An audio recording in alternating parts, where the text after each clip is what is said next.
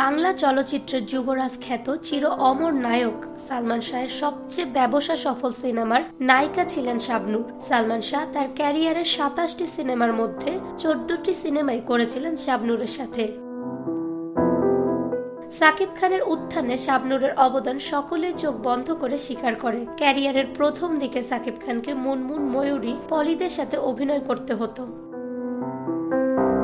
তখন শাবনূরের সাথে কাজ করে আমার হৃদয়ে একটা আয়না গানের মাধ্যমে ব্যাপক পরিচিতি পায় সাকিব। পরবর্তীতে শাবনূরের সাথে আরো বেশ কয়েকটি কাজ করে সাকিব ভালো ভালো নির্মাতাদের চোখে পড়ে ও অচিরেই সুপারস্টার বনে যায়। শাবনূর ও সাকিব খান একসাথে 25টি চলচ্চিত্রে অভিনয় করে।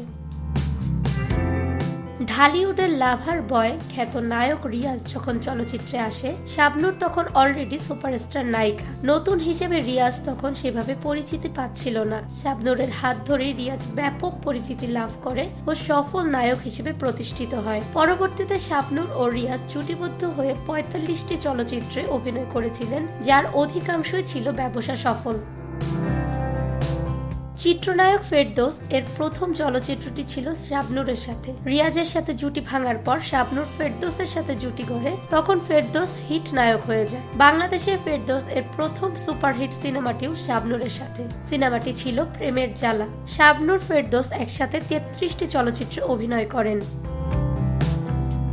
এমন আরো অনেক নায়কদের ক্যারিয়ারে ঢালিউডের সর্বশেষ সুপারস্টার অভিনেত্রী শাবনূর ছিলেন আশীর্বাদ স্বরূপ।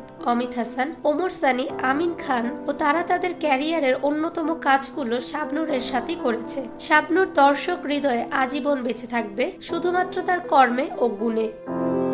ফাহমিদা বিনতে আনোয়ার, নিরপেক্ষ, নিউজ ডেস্ক, ঢাকা।